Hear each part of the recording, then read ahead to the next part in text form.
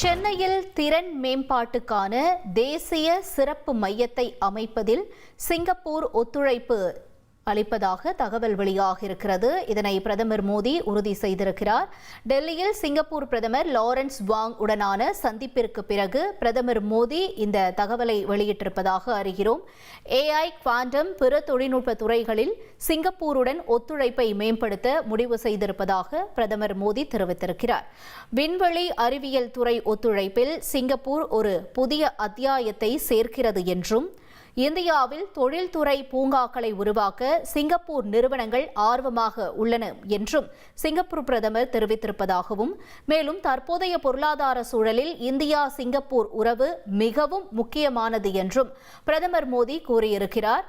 அண்மை செய்தியாக பார்த்தோம்.